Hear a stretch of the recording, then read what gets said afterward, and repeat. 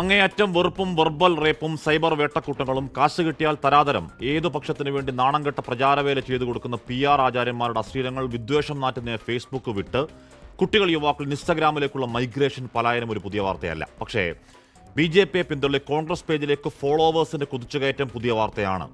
ആ നടപ്പ് രീതികൾ ആരോപണങ്ങളൊക്കെ ഒഴിവാക്കി ഒറ്റ മണ്ഡലത്തിൽ 1 ലക്ഷത്തിലധികം കള്ളവോട്ട് എന്ന് സ്ഥാപിച്ച രാഹുൽ ഗാന്ധിയുടെ ആ സ്പ്ലിൻഡർ ബോംബ് വാർത്താ സമ്മേളനത്തിന്റെ തുടർച്ചയിൽ ഏതാനും ദിവസങ്ങൾക്കുള്ളിൽ 15 ലക്ഷത്തോളമാണ് ആ വർധന.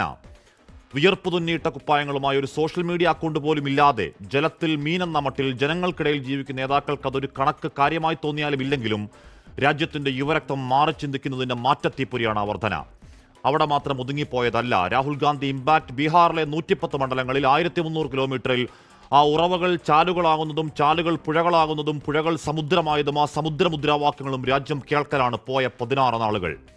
അധിക്ഷേപങ്ങളുടെയും പപ്പുവിളിയുടെയും നേരത്തെ പറഞ്ഞ PR പണികൾ പുല്ലുപോലെ കുടഞ്ഞെറിഞ്ഞ് മോദിയോട് നേർക്കുന്നവർ നിൽക്കുന്ന രാഹുലും ലാലുവിന്റെ പുത്രനും കൈകോർത്തങ്ങ് നെഞ്ചു വിരിച്ചപ്പോൾ കാവിക്കോട്ടകൾ പൂർണ്ണയും കത്യഹാരമടക്കം മധുബനിയും മുങ്കേറും ഗ്രാമത്തിൽ ഇടവഴികളിൽ നഗരത്തിന്റെ ഹൃദയങ്ങളിൽ തെരുവിലേക്കൊഴുകിയത് ലക്ഷങ്ങളാണ്. ആ ബീഹാർ കേവലം ഒരു സംസ്ഥാനമല്ല, ഈ രാജ്യത്തിന്റെ രാഷ്ട്രീയ അടിയൊഴുക്ക് അത്രയും ഉറപൊട്ടിയ ക്രാന്തികാരി ചരിത്രമണ്ണാണ്. ചരിത്രകാലത്ത് സാരാനാഥിലേക്ക് പുറപ്പെട്ട ബുദ്ധന്റെ മണ്ണാണ്. ഇതിഹാസകാലത്തെ മൈഥിലിയുടെ മണ്ണാണ്.